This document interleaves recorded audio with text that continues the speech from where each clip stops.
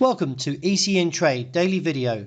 Before we begin, it should be noted that any advice is of a general nature only and that your personal circumstances have not been taken into consideration. Hello everyone, my name is Rob Clayton and thank you for joining me. Well, over the last couple of days, with the Australian being absent in observance of the Queen's birthday, is on Friday we got a bearish outside range day, which has given some evidence to a weaker play. The dollar has recovered and therefore could see the Aussie dropping back to the bottom side of its range, which comes in around 76.60. Just bringing that line up a little bit there. There we go. I feel that we're still trading in this like 22, 23 day range. Then the fact is the broader parameters of 78 cents to 76.60 could start seeing a bit of a weaker play. And therefore could see the risk of a move down. Therefore, towards 76.60, let's see how the bull camp holds out and whether or not the market does stage a rebound as previously seen.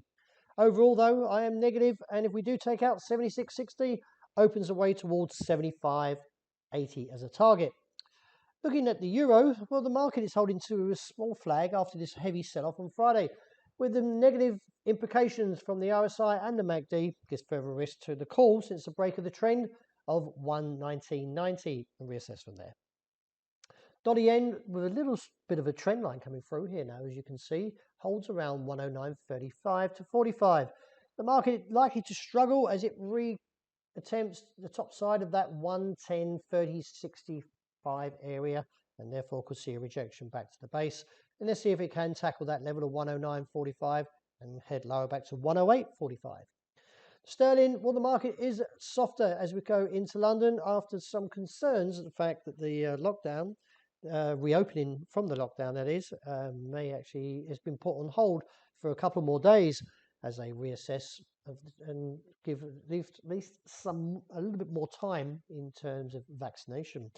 But nevertheless, I'm still calling 140 as a target as the technicals are somewhat heavy and therefore reassess from there. Sterling yen also looking somewhat lackluster as it trades sideways, but is attempting to try and recover due to the weaker play in yen. Nevertheless, if the pound does drop another 100 points, that would see a move and eventually see a target of 153.5 come into play. A very strong drop on Friday from 1,900 down to about 1,846, 45. From the initial break of the trend has given me a target of 1,836 and to 43 that is, and reassess from there. The market needs to stage a bounce from there, otherwise we could be seeing further losses down to 1,790. So it is an important level, so keep an eye on that. Wrapping up with oil, well, we're back to the top side of the range, which is somewhere around $71 figure 60. Although we are overbought and there is a bit of divergence, I do suspect that we could see the market travel further if we get a break of 71.60, but not to sustain. Anywhere from 71.60 to $73 will get in a lot of bother from the bears and most probably see a drop back towards $68. Well, that wraps it for today. Thank you very much for joining me. And as always, look out for the intraday report. I hope you enjoy the great start to this week.